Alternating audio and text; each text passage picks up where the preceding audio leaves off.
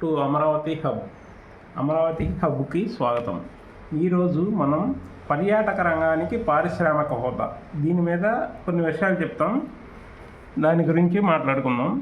పర్యాటక రంగాన్ని పారిశ్రామిక హోదా కల్పించాలని ఆంధ్రప్రదేశ్ ప్రభుత్వం భావిస్తుంది.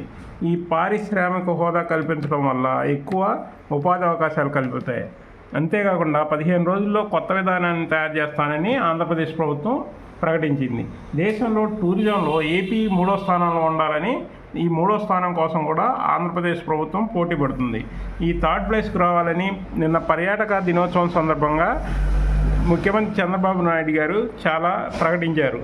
ఇందులో 2024 నాటికి జిఎస్టీపీలో టూరిజం వాటా 15 నుంచి 20% ఉండేటట్లు గ్రోత్ రావాలని దాని గురించి ప్రకటించారు. ఇందులో ఎక్కువ విదేశీ పర్యాటకులను ఆకర్షించే రాష్ట్రాల్లో మన రాష్ట్రం 3వ స్థానంలో ఉండాలని, హోటల్స్ గదుల సంఖ్య కూడా 40 నుంచి 50 వేల వరకు పెరగాలని దీని సందర్భంగా అన్నారు. ప్రపంచ పర్యాటక దినోత్సవం సందర్భంగా మన దేశంలో వాళ్ళు ఇతర దేశాలకు వెళ్లకుండా ఇతర దేశాల వల్లనే మన దేశానికి టూరిజం కోసం వచ్చేటట్లు ఏర్పాట్లు చేస్తున్నారు. అందుకోసం భూములు కేటాయించడం, ఈ ఇండస్ట్రీగా అలాట్ చేశాక ఈ టూరిజంలో ఇన్వెస్ట్ చేసే వాళ్ళకి ఇచ్చే ల్యాండ్స్లో డిస్కౌంట్ ఉంటుంది. ల్యాండ్స్లోనూ రాయితీ ఇస్తారు. ప్లస్ వచ్చే ఎలక్ట్రిసిటీ బిల్లో రాయితీ ఇస్తారు. అన్ని సౌకర్యాలు, వాటర్ కానీ మిగిలిన సౌకర్యాలు కానీ అన్ని ఆంధ్రప్రదేశ్ గవర్నమెంట్ సమకూరుస్తుంది. ఈ సమకూర్చడం వల్ల టూరిజం డెవలప్మెంట్కి ఈ కృష్ణానది కారిడార్లో ఎక్కువ ఉపయోగిస్తున్నారు.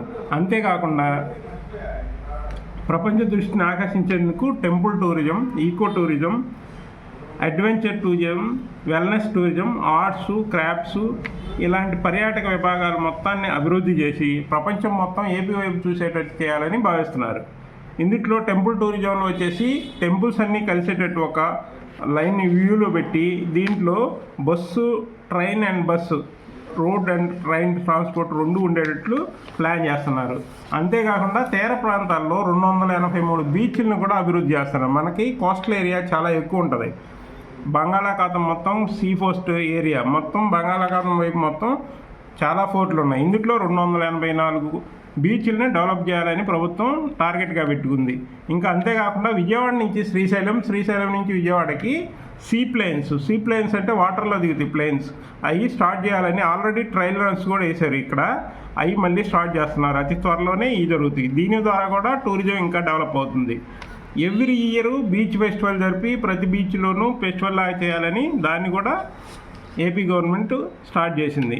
మన సంస్కృతి సాంప్రదాయాలు అభివృద్ధి చెందేటట్టు ఇందులో వీటి డెవలప్మెంట్ కోసం కేంద్ర పథకాలను కూడా మనం తీసుకోవాలని ప్రభుత్వం ఆకాంక్షిస్తుంది. ఈ కేంద్ర ప్రభుత్వాల్లో ఈ స్వదేశీ దర్శన్, ప్రసాదం ఇలాంటి పథకాలు ఉన్నాయి ఈ టూరిజం డెవలప్మెంట్కి. ఆ పథకాలన్నింటి నుంచి వాటి నుంచి వచ్చే ఫండ్స్ని వీటి ద్వారా ఈ టూరిజం డెవలప్మెంట్కి ఉపయోగించాలని ఆంధ్రప్రదేశ్ గవర్నమెంట్ ట్రై చేస్తుంది.